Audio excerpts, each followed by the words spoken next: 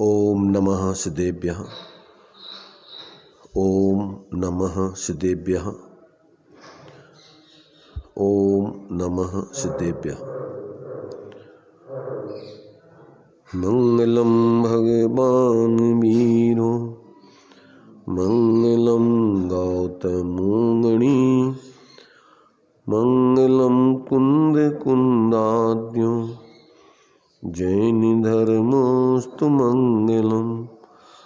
सर्वे मंगल मांगल्यम सर्व कल्याण कारकम, प्रधानम सर्वधर्माणां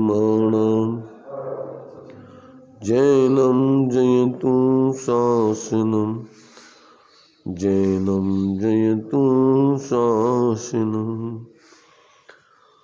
वंदितु सर्वसिद्धि ध्रुवमचल मनोभवं गतिं पत्ते, मोक्षामि समय पाहुण मृण्मो सुध केवली भणिनम्। नमः समय साराय स्वानुभूत्या चकाशिते, चित्सुभावाय भावाय सर्वभावान्तरच्छिने।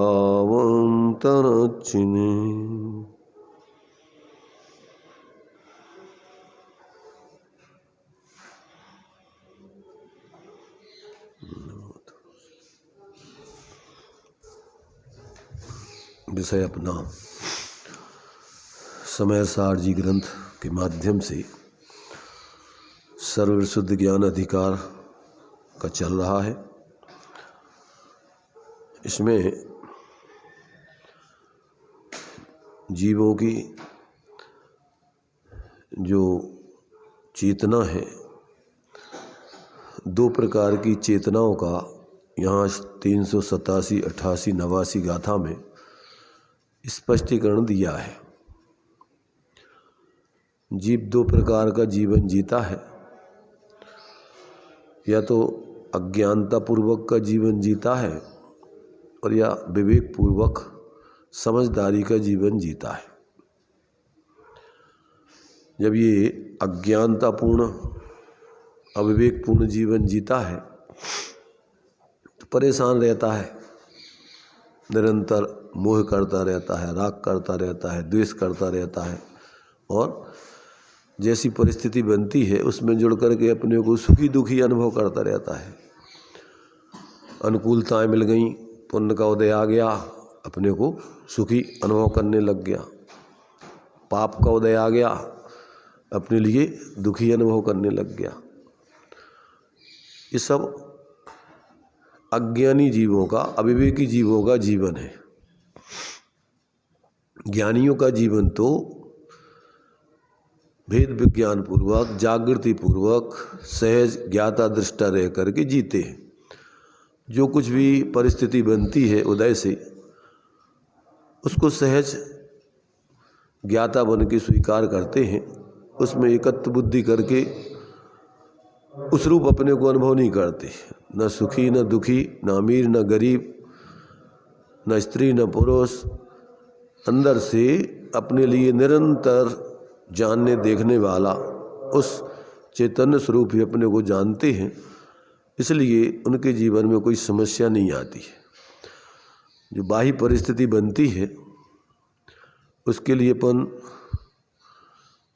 कर्म के उदय की परिस्थिति समझते हैं।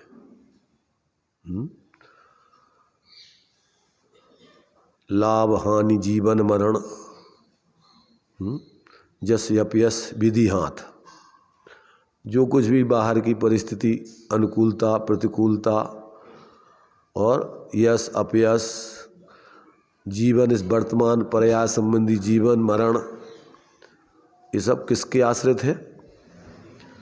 ये सब विधि अर्थात कर्म आश्रित है।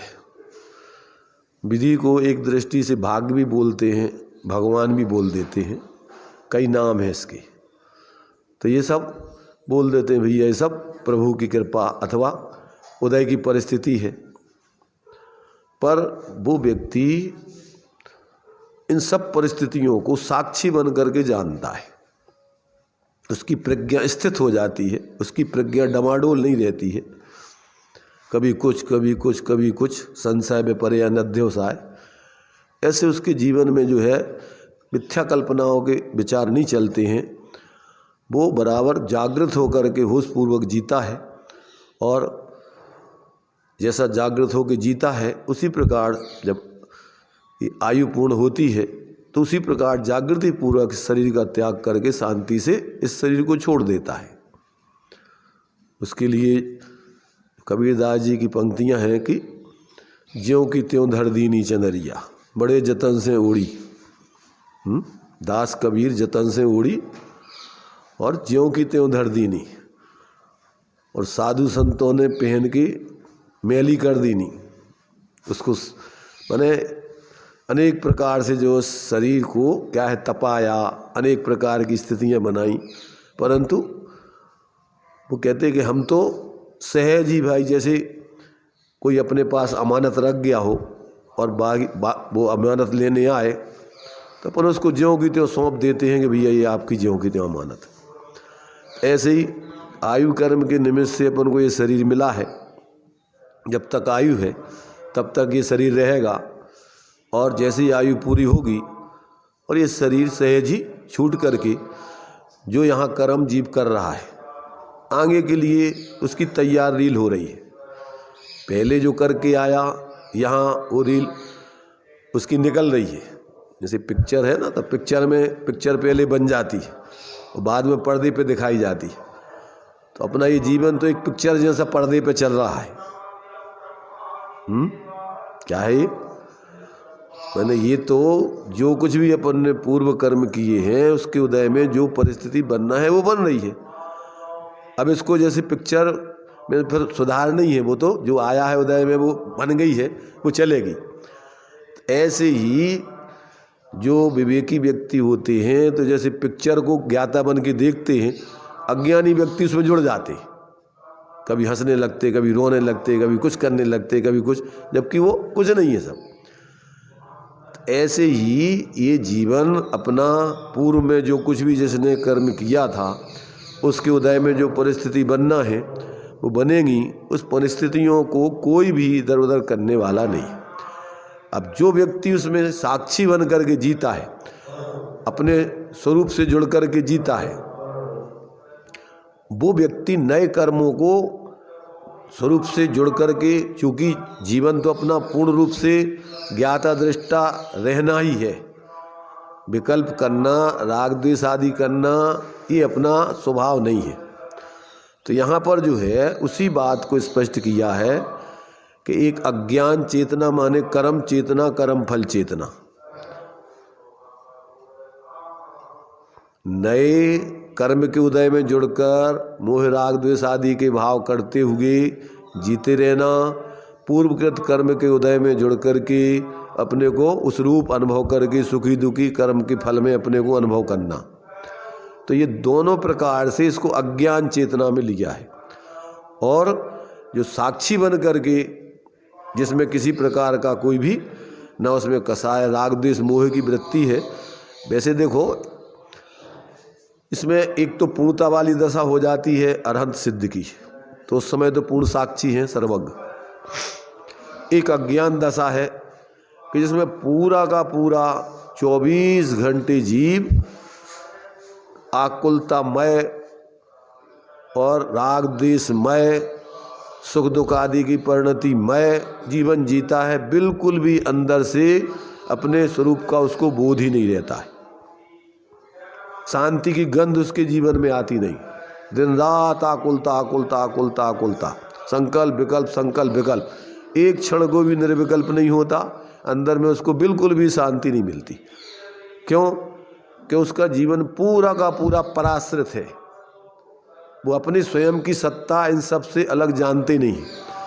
तो ये जो है यहाँ पर अपने लिए ये 3 गाथाओं में आचार्य देव ने इसी बात को स्पष्ट किया था कि एक है अज्ञानता वाला जीवन और एक है ज्ञान पूर्वक वाला जीवन, जिसको बोलते हैं ज्ञान चेतना।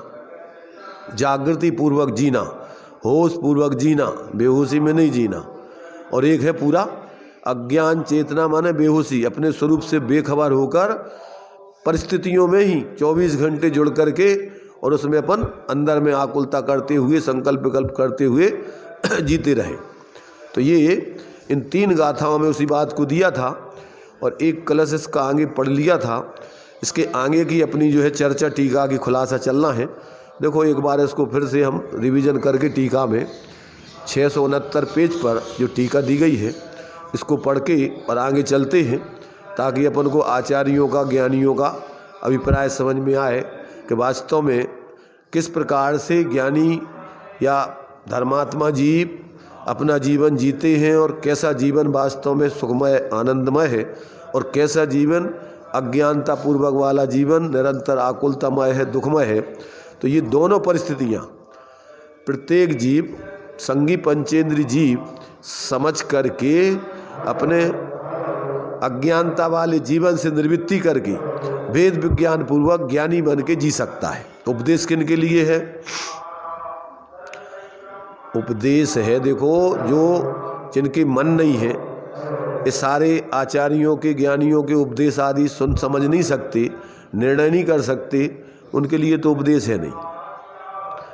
और जो व्यक्ति अपनी मूढ़ताओं में जी रहा है, तीव्र कसायों में जी रहा है, जो ज्ञानियों का उपदेश सुनना नहीं चाहता है और अपना जीवन बदलना नहीं चाहता है, जिसने जो धारणा बना ली उसी प्रकार का अपना जीवन जी रहा है, जीते रहना चाहता है, उसके लिए भी उपदेश नहीं है।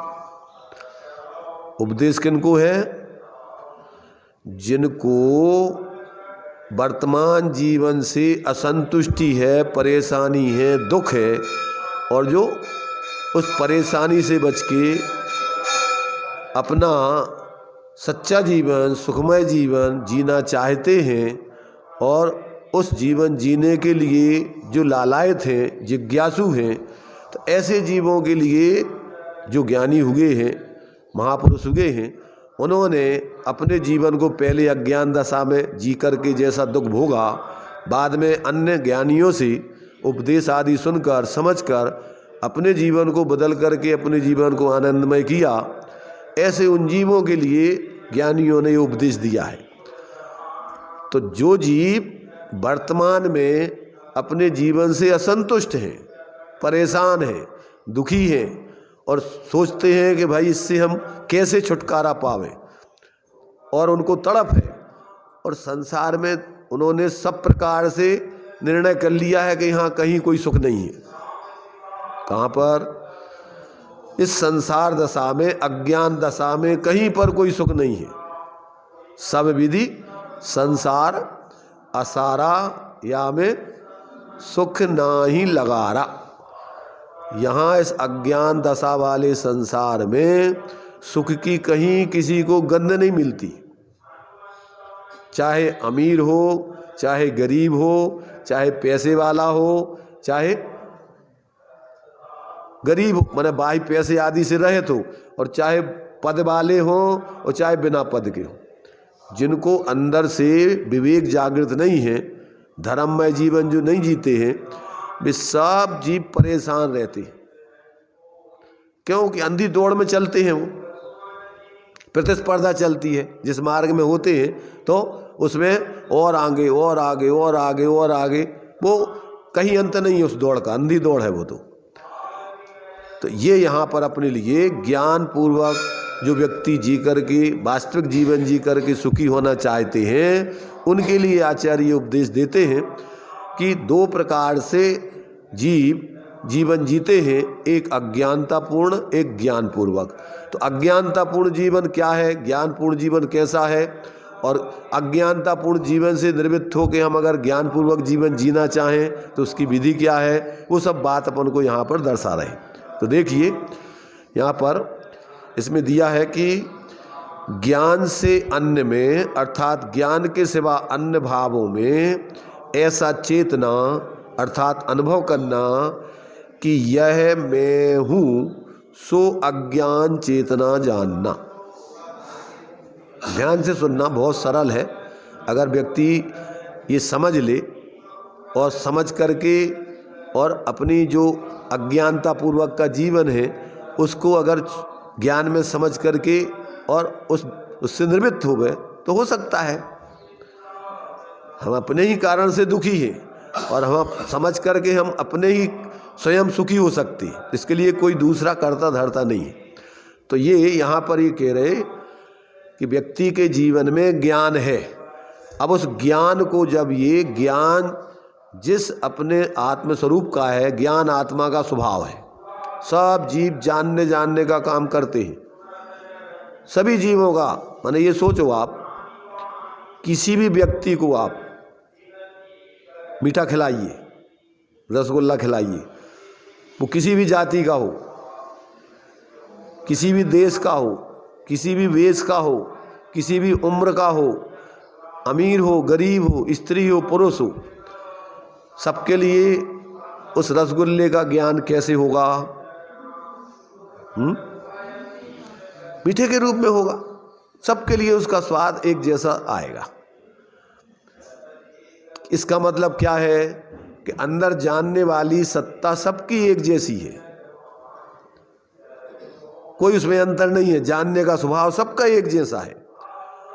अब उस जानने में जब वो अपनी मिथ्या कल्पनाओं से क्या करता है, जिस जाति में जाता है, ये परिस्थितियां तो बुधायजन्य बन रही, जिस जाति में जाता है, जिस कुल में जाता है, जिस शरीर में जाता है, तो अपने लिए जानने वाला अनुभव नहीं करके, वो है तो जानने वाला जीव, अब वो क्या मानता है कि हम जैन हैं, हम मुसलमान हैं, हम फलानी जाति के हैं, हम स्त्री हैं, हम पुरुष हैं, आदि आदि।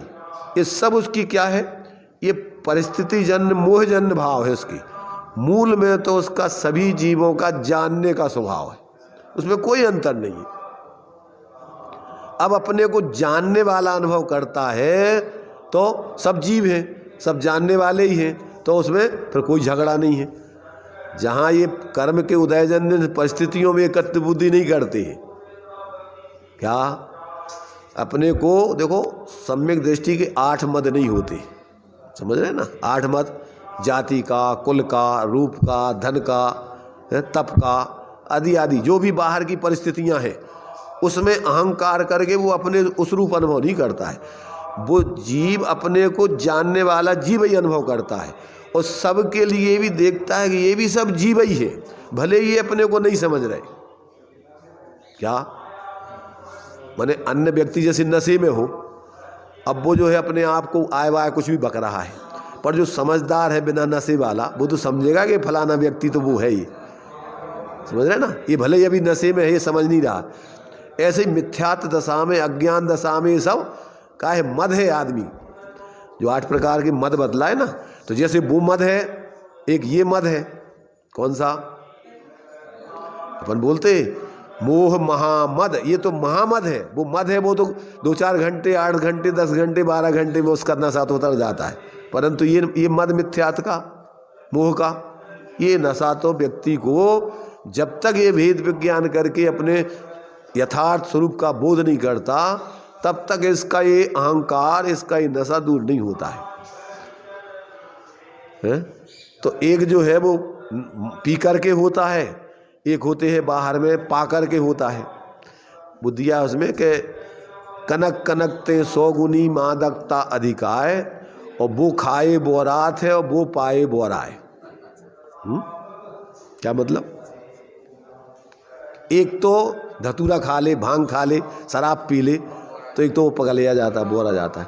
और एक जो है बाहर का धन संपत्ति, सोना आदि मिल जाए तो फिर वो व्यक्ति अब बस मेरे सामने कोई नहीं लगता। पद मिल जाए, पैसे मिल जाए, हैं बाहर में बढ़िया यश मिल जाए, रूप मिल जाए, मद कितने प्रकार के हैं सब। इनमें व्यक्ति एकत्र बुद्धि करके जब जीता है तो अपने आपे से बाहर हो जाता है।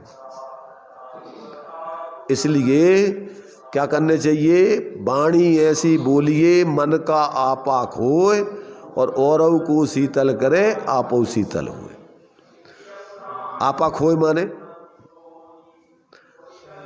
अपने को भूल करके, अपने को भूल करके नहीं, अपने दंभ, आपा माने अहंकार को छोड़ करके, अहंकार को छोड़ करके सबको भी अपने समान देख के कि ये भी हमारे जैसे जीव हैं, कोई छोटे बड़े नहीं है, तो ऐसा अपना दंभ छोड़ करके उनसे भी आत्मीयता से व्यवहार करो, प्रेम का।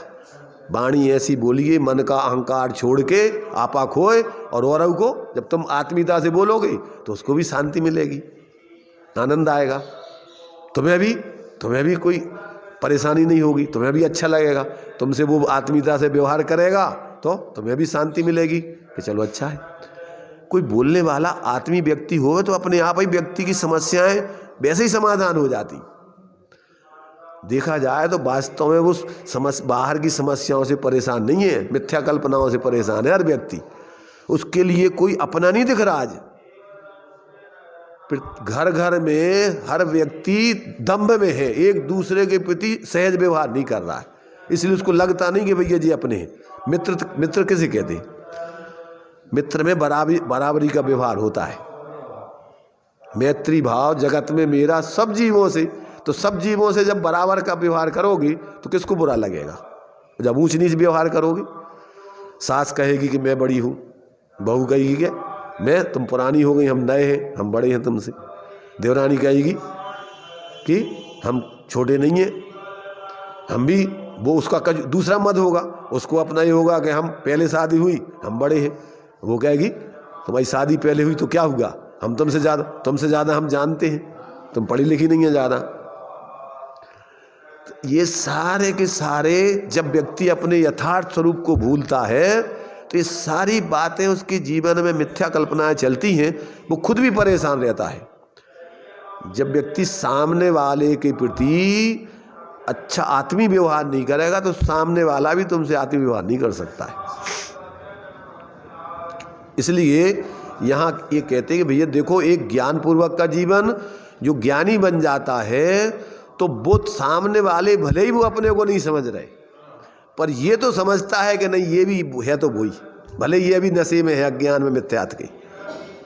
इसलिए ज्ञानियों का जीवन मैत्री भाव जगत में उनका सब जीवों से नित्य रहे, दीन दुखी जीवों पर उनसे करुणा स्रोत बहे, दुर्जन कुमार्गतों पर क्षोभ नहीं आता कि भैया बेचारा ये तीव्र कसाओं में जी रहा है, ये जाने अपन को क्या करना। मध्यस्थ, उसको क्षोभ नहीं आता है, सहज रहता है। माध्यस्थ भावम विपरीत वृत्तौ, और विशेष अपने से आत्माराधना में बड़े चढ़े हों तो उनको देख करके प्रसन्नता होती है, प्रमोद आता है, आनंद आता है कि अच्छा है, यही मार्ग शांति का मार्ग है, सुखी होने का मार्ग है। अपन भी इसी मार्ग पर चल गए, वास्तव में ऐसा सहज जीवन जिएंगे। तो ये जो है देखो, जब अंदर से व्यक्ति अपने दृष्टिकोण बदल देता है, सम्यक दृष्टिकोण, देखो दूसरों पर भी उसका प्रभाव ऑटोमेटिक पड़ता है। तुम बोलो या ना बोलो, तुम्हारे चेहरे से तुम्हारे विचारों की तरंगें चारों तरफ आसपास फैलती हैं। एक क्रूर जानवर निकले, शेर आ जाए, समझ रहे ना, वो बोले नहीं किसी से, दिखाई जाए अपन को, सांप निकल जाए, और एक खरगोश हो गए, हिरण हो गए, तो अपन को देख करके उनसे कोई भय नहीं होता, उनके अंदर भी ऐसी क्रूरता नहीं है। तो ऐसे ही जीवों का, जो भी जीव हैं उनके विचारों का, महापुरुषों का जीवन अपन देखते हैं, समोषण में कितने कितने कोष तक जो है सब जीव बैर विरोध को छोड़ करके मैत्री भाव धारण कर लेते, परस्पर जो है उनमें माने जन्मजात जो व्यवहार से बैरी कहलाते, पर अंदर से तो वे सब है तो जीव ही, भले ही वो अज्ञान दशा में पाप करके वो ऐसी खोटी योनि में पहुंच गए, ऐसी पर्याय को पा लिया। और जब वो इस प्रकार से ज्ञानियों का सानिध्य करते हैं, उनके आभा मंडल से, भावों की पवित्रता से, वे सब अपना बैर विरोध, अपनी कसाएं भूल करके सहज आत्मीय व्यवहार एक दूसरे से करते हैं। नेवला और सर्प, गाय और शेर समूषण में सब बैठते हैं, संगी पंचेंद्र जी सब उपदेश सुनते हैं आपस में पास पास बैठ करके, कि नहीं बैठते? तो ये जो है, ये तो सब जीवों को समान रूप से उपदेश दे करके सबको अपने को, माने जो वास्तविकता है अपनी, उसको बता करके सारी कुटेवों को, सारी विसंगतियों को दूर करके ऐसा अंदर से जीवन जुड़ करके जीने की जो प्रेरणा है, यही वास्तव में प्रत्येक व्यक्ति के लिए सुख शांतिमय है। इसके अलावा और कोई व्यवस्था सुखी होने की है नहीं। तो ये अपने लिए यहाँ पर जब जीव बाह्य परिस्थिति से प्रभावित होकर अपने यथार्थ स्वरूप को भूल जाता है और उसमें ही एकत्व बुद्धि करके जीता है, तो ये उसकी अज्ञान चेतना है। और उसको दो भागों में बांट दिया। उसका व्यवहार भी क्या होता है फिर उसी प्रकार का होता है, कर्म वाला, कसाय वाला। और जो परिस्थिति बनती है उसमें भी वो फिर निरंतर जुड़ करके अपने को उस रूप अनुभव करके सुखी दुखी आदि रूप अनुभव करता है। वो अपनी शांति, निराकुलता, ज्ञातापना, सहजपना उसका वो बिल्कुल भी अपने जीवन में ग्रहण नहीं कर पाता है। तो ये जो है ये दोनों, तो सबसे पहले तो अपन सम्यक विचारों से अपने मिथ्या विचारों का निरसन करें। आचार्य कहते पहले विचारों में समीचीनता आती है, फिर अपनी उस जाति के जीवन जीने की भावना होती है और भावना होकर वैसी प्रवृत्ति होकर फिर अपना उसमें जीवन होता है। जब तक अपने विचारों में सच्चापन नहीं आवे, सहीपन, तो अपने उस जाति का जीवन कैसे बनेगा। सही बात अपन पहले समझे ही नहीं और समझ करके उसमें विश्वास ही नहीं लाए तो आचरण में कहाँ से आ जाएगी।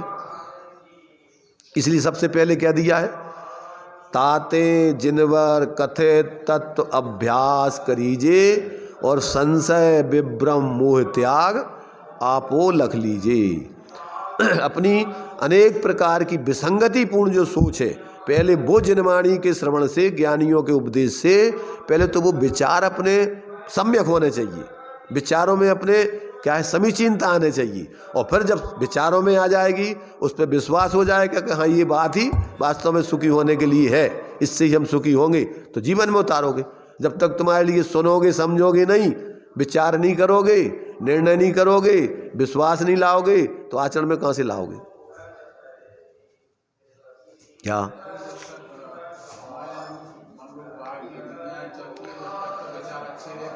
क्या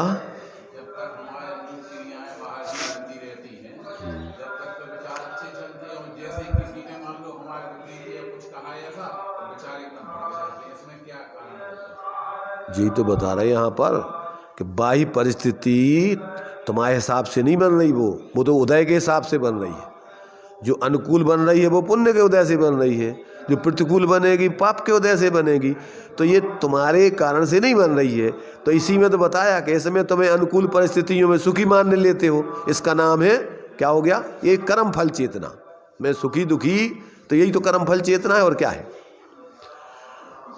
उस परिस्थिति में अपन अप्रभावित रह के उसमें भी सहज रहें, अनुकूलताओं में भी सहज रहें, ज्ञाता रहें, शांत रहें, और प्रतिकूलताओं में भी सहज रहें, ज्ञाता रहें, शांत रहें। तभी पूर्व की परिस्थिति, देखो परिस्थिति सदा एक सी रहती नहीं है।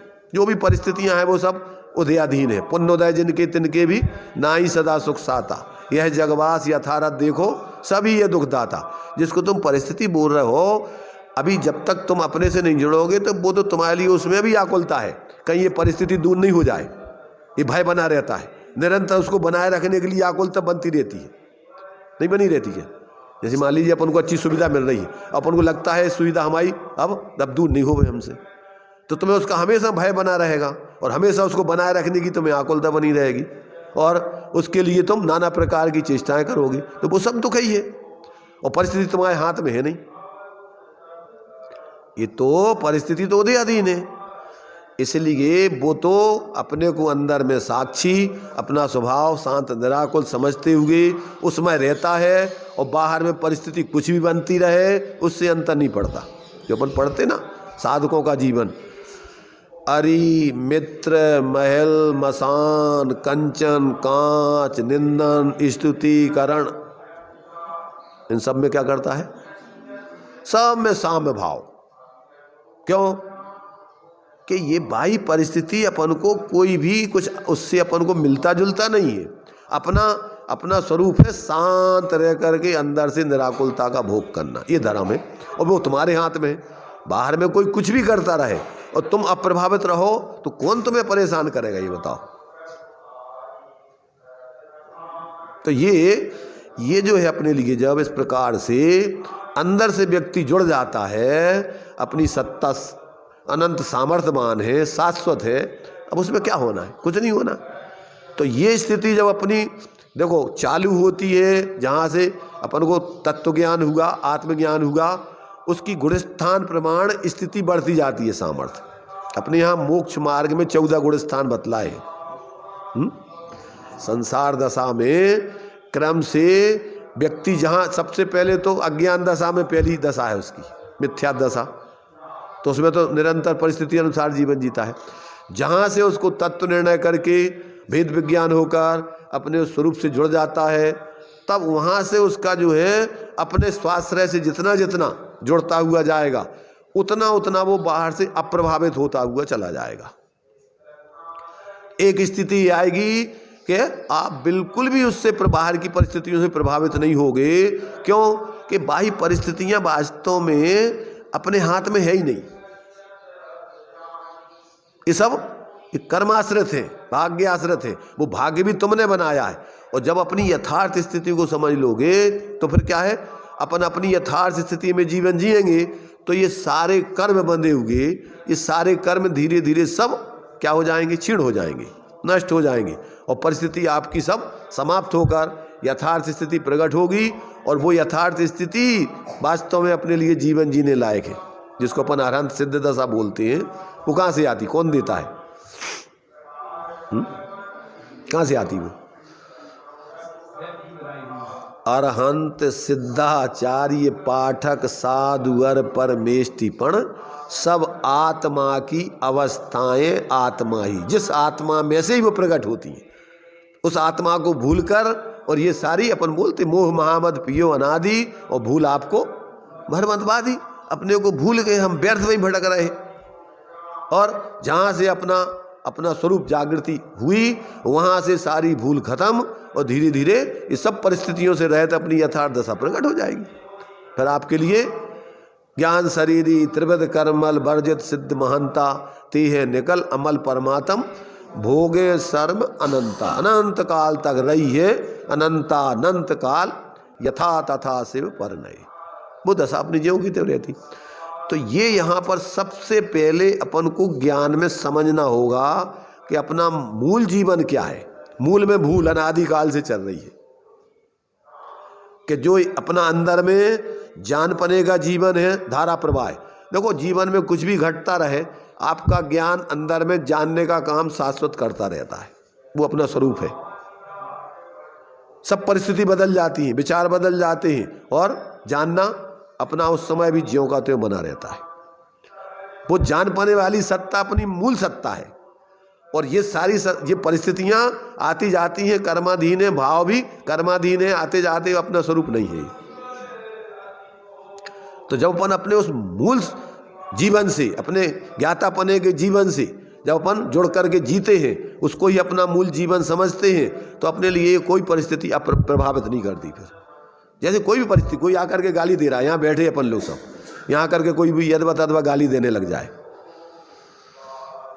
तो क्या करेंगे अपन को? क्या करने चाहिए?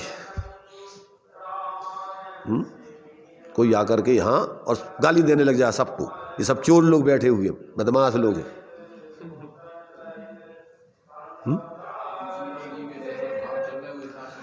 देखो भाव चल रहा है, प्रतिकार, वो बात नहीं। हम तो ये कह रहे हैं कि अपन को यहाँ पर सबके भाव एक से तो नहीं होंगे, सबके अलग अलग होंगे, जिसकी जैसी सोच है। पर अपन को होना कैसे चाहिए, अपन को तो ये विचार करो पहले। यहाँ सबके भाव कैसे होना चाहिए? अगर कोई आकर के और एक गाली देने लग जाए, तो अपन को क्या क्या करने चाहिए? यहाँ पहले तो अपन को ये खोज करने चाहिए कि इसका दिमाग खराब है कि सही है। ये पहले तो ये खोज करने चाहिए कि पागल आदमी है, बुद्धि खराब है कि इसकी बुद्धि ठीक है। और अगर वो पागल है और फिर अपन भी पागलपने के काम अपन भी वही जैसे करने लग जाएं, तो उसमें अपने में क्या अंतर रहेगा? अपन को समझ में आ जाए कि इस व्यक्ति का दिमाग खराब है, तो अपन लोग क्या करेंगे? ये दिमाग खराब है इसका, अपन को क्या करना है? वो बेचारा खुद ही परेशान है, तो उसको और प्रेम से, भैया क्या बात हो गई तुम्हें, बताओ क्या बात हो गई तुम्हें, क्या समस्या है? हो सकेगा तो अपन ज़्यादा उसका उपचार कराएंगे, पर अपन अपने परिणाम नहीं बिगाड़ेंगे, लड़ेंगे झगड़ेंगे नहीं, ये लड़ेंगे झगड़ेंगे, उससे लड़ने झगड़ने से क्या फायदा होगा ये बताओ। तो समझदार व्यक्ति तो समझदारी का काम करेगा ना, मूर्ख जैसा उस पागल जैसा पागल थोड़ी बन जाएगा। तो आचार्य कहते हैं जिनको सत असत अविशेषात यद्रक्षोपलब्धि रुन्मत्तवत्। कौन है पागल यहाँ पर?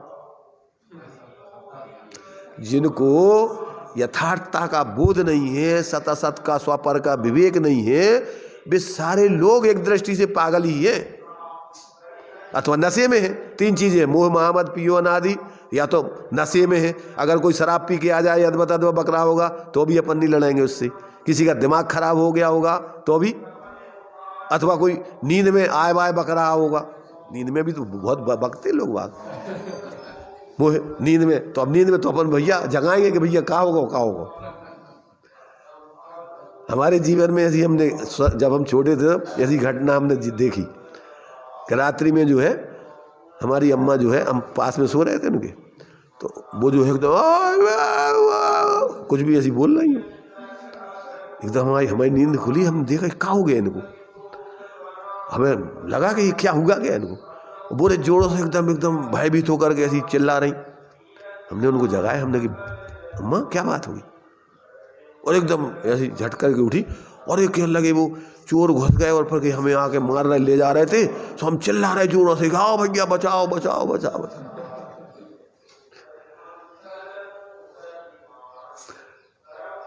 तो अब ऐसी स्थिति में जो नींद में आया हुआ बकरा हो, जिसका दिमाग खराब हो गया हो, जो नशे में हो, तो अपना क्या काम बनेगा वहां पर। तीन परिस्थितियां अज्ञानियों को दी है, या तो मोह नींद में है मिथ्या दृष्टि अज्ञानी, या फिर नशा करके बहुत गहल नशे में है, और या फिर बुद्धि खराब है। तो अब क्या करना उसमें अपन को? जितेंद्र भाई है? क्या? हाँ, तो अपन को क्या करना उसमें? अपन में उसके प्रति, अपन उसके प्रति देखो, पागलों के प्रति, रोगियों के प्रति है, जो इस पर माने उसका जैसे बने, अगर हो सकता है तो उपचार करे, ना तो मध्यस्थ हो जाए, हटो भैया अपन का करने चलो, वो जाने वो काम जाने, अपन आगे बढ़ो, दूर हो जाएंगे, अपन उससे उलझेंगे ही नहीं। तो ये जो है देखो, ये परिस्थिति पूरे संसार में चल रही है, चारों तरफ यही परिस्थिति चल रही है। अपन को आचार्यों ने मैत्री प्रमोद कारुण्य माध्यस्थानी सत्वाधिक क्लेशमान अभिनीयसु ये सूत्र दिया है। प्रति समय इस सूत्र को आधार बना के अपन जिएंगे तो अपने जीवन में कोई समस्या नहीं आ सकती। पहले तो सबको मूल स्वरूप से देखो, उनको सब जीव हैं, एक स्वभाव वाले हैं, तो पहले तो उनको सबके प्रति मैत्री भाव जगत में सब जीवों से, तो आत्मीय दृष्टि से, द्रव्य दृष्टि से तो सब जीवों को आप अपने समान समझ के उनसे मित्रता का भाव रखो, आत्मीयता का भाव रखो। अब तीन चीजें हैं परिस्थिति पर्याय जनित, तीन चीज, ये तो है स्वभाव जनित द्रव्य स्वभाव सबका एक जैसा है, उस दृष्टि से तो सब जीव अपने एक जैसे हैं, मैत्री भाव उनके प्रति रखो, सब उनके प्रति, किसी के प्रति कोई मिथ्या धारणा मत बनाओ। तीन चीजें हैं पर्याय जनित, प्रमोद कारुण्य माध्यस्थ। अब उनकी पर्याय में क्या चल रहा है, वर्तमान की अवस्था में कैसा जी रहे हैं वो, क्या अपने मूल से जुड़ के जी रहे हैं तो वो स्थिति अलग है, और मूल को भूल के जी रहे हैं तो उनकी परिस्थिति अलग होगी। तो अपन क्या करना उसमें कि अगर अपने मूल से जुड़ के जी रहे हैं, आत्माराधना में उत्कृष्ट है, तो अपन को प्रमोद भाव देख करके गुणी जनों को देख हृदय में मेरे प्रेम मड़ावे बने, जहाँ तक उनकी सेवा करके, उनका सानिध्य करके अपना भी जीवन अपन बढ़िया आनंदमय बनावे। और दीन दुखी जीवों को देख करके क्या होना चाहिए, उससे करुणा भाव है, उनके प्रति दया, भैया उनका दुख दूर हो, जैसे हो तो उनकी समस्या का अपन समाधान करने के लिए जैसा हो सकता है दूर करें। भावना तो भाई अगर नहीं कर सकते तो भाव तक कम से कम अच्छे रखें कि सब जीव सुखी हो, ज्ञान चरित उन्नत कर अपना, मनुष्य जन्म फल सब पावे। सब जीव सत्य को समझकर और अपना जीवन बढ़िया आनंदमय बनावे। और जो तीव्र कसाई है, दुर्बुद्धि है, सांप्रदायिक बुद्धि है, धर्मांध है और आपस में छोटी छोटी बातों पर लड़ते झगड़ते हैं, तो उनके बारे में क्या करना? मध्यस्थ भाव हो भैया, इनको नहीं सुधार सकते, इनका जो है उपचार अपन नहीं कर पाएंगे, और ये अब इनकी होनहारी खोटी है, और इसका परिणाम तो ये देखो, समय समय पर सबका प्रकृति में सबकी व्यवस्था है, ज़्यादा समय नहीं चलता ही, उसका परिणाम वो स्वयं ही भोगेंगे, परेशान होंगे।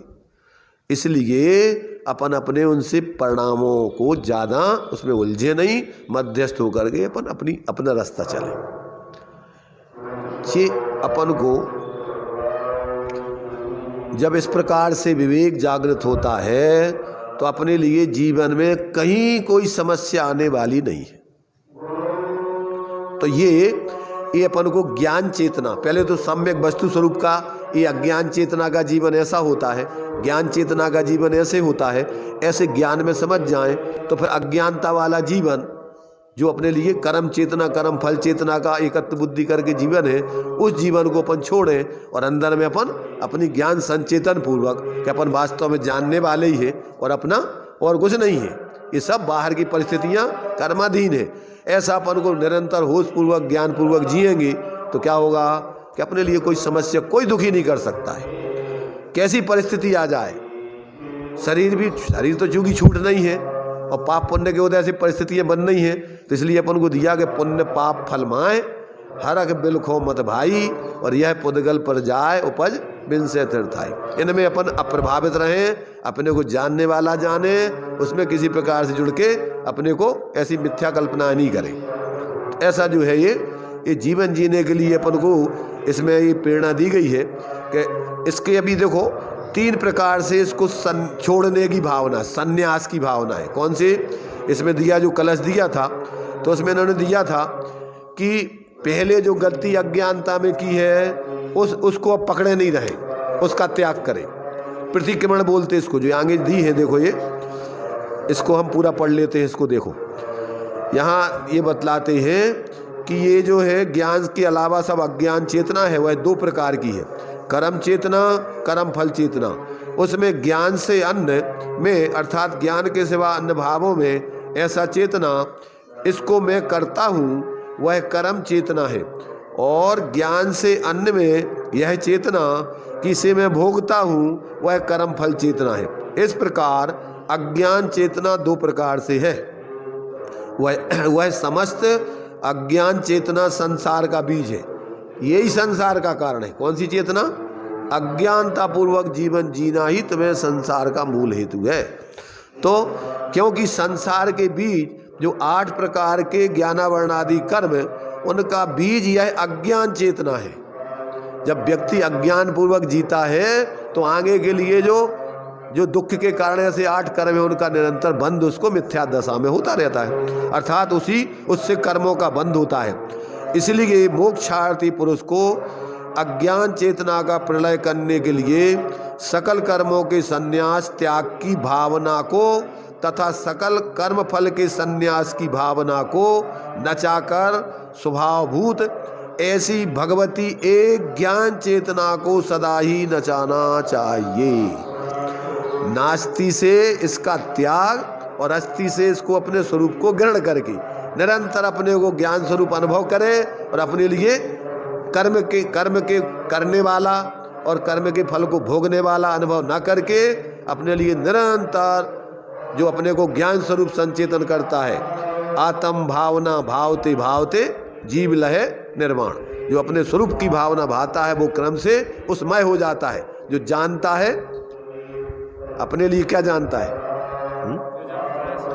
जो जानता है शुद्ध को, जो जानता है अपने को ज्ञाता रूप, वो ज्ञाता पने को प्राप्त हो, और जो जानता है अपने लिए रागी द्वेषी मोही सुखी दुखी, वो अज्ञानता को प्राप्त हो। जैसी तुम्हारी भावना, अपन बोलते जैसी रही भावना जिसकी जैसी वैसी प्रवृत्ति उसका जीवन बन जाता है। तो ऐसा अपने लिए यहाँ पर आचार्य कह रहे कि अपनी अज्ञानता वाली भावनाओं का त्याग करके ज्ञानपूर्वक जीवन जीने की भावना और उस प्रकार का जीवन जिए, यही अपने लिए मंगल स्वरूप है। तो ये तीनों प्रकार के प्रतिक्रमण, आलोचना, प्रत्याख्यान आगे इन्होंने टीका में इसका बहुत बढ़िया खुलासा किया है। तो तीनों को 3 में गुणा करके 9 भंग बना करके और फिर परस्पर में इनका गुणा करके इन्होंने 49 भंग बनाए होंगे।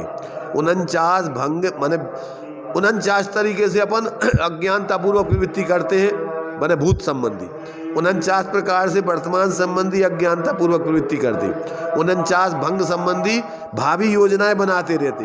तो इन तीनों का त्याग करने की यहाँ पर इनका जो है भावना भाने को यहाँ कहा गया है, इनके संन्यास की, संन्यास माने त्याग की, और फिर उससे रहित अपने लिए जो अपना मूल स्वरूप है निरंतर उसकी अस्थि रूप में भावना और प्रवृत्ति करते हुए जिए, तो सबका जीवन एक आनंदमय, शांतिमय, निराकुलतामय बनेगा।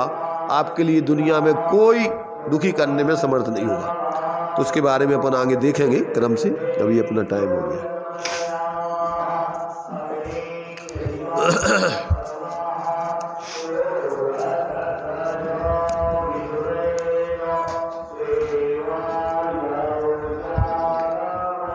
ज्ञान से ज्ञान में ज्ञान ही हो,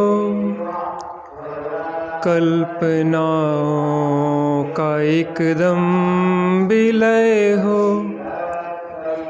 भ्रांति का नाश हो, शांति का वास हो, ब्रह्म प्यारे तेरी भक्ति में क्षण जाए सारे।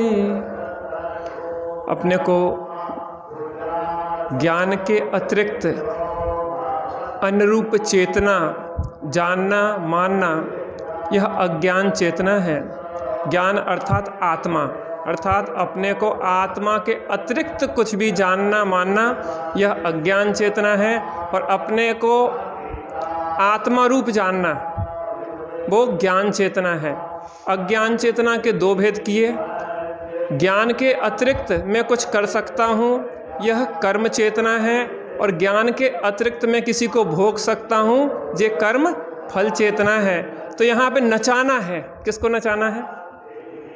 कि मैं ज्ञान स्वरूप हूँ, मैं आत्मा हूँ, मैं आत्मा हूँ, इस भावना को बार बार नचाना है। और मैं आत्मा के अतिरिक्त अन्य कुछ हूँ, मैं अन्न का कोई करता हूँ, मैं अन्न का भोगता हूँ, इस भावना का प्रलय करना है। माने आप जो सोचो 24 घंटे खाते पीते उठते बैठते, मैं तो जानने वाला हूँ, मैं तो जानने वाला हूँ, मैं तो जानने वाला हूँ, मैं तो जानने वाला हूँ, मैं तो ज्ञाता हूँ, मैं तो दृष्टा हूँ। बार बार बार बार बार बार। अभी तक उल्टी भावना भाई थी, अब सीधी भावना भाव। एक ने कहा कि भैया हम तो फंस गए, उन्होंने कि शादी करके फंस गए, तो उन्हें कि छोड़ का ही नहीं देते। कहने लगे भैया 7 फेरे लाए थे, तो कहने लगे अब उल्टे ले लो। अरे 7 फेरे लेके फंस गए तो अब उल्टे लेके छूट भी तो सकत। ऐसे ही आज तक अज्ञान चेतना में संसार के जो फेरे लिए हैं, अब सम्यक ज्ञान की भावना ले आके उस फेरों को छोड़ के संसार से हम मुक्त हो। ऐसी सुंदर चर्चा यहाँ पे है। निज निधि निज में बताई, यह अनंत उपकार है, उसके लिए जिन वाणी माँ को वंदना सतवार है, उसके लिए जिन वाणी माँ को वंदना सतवार।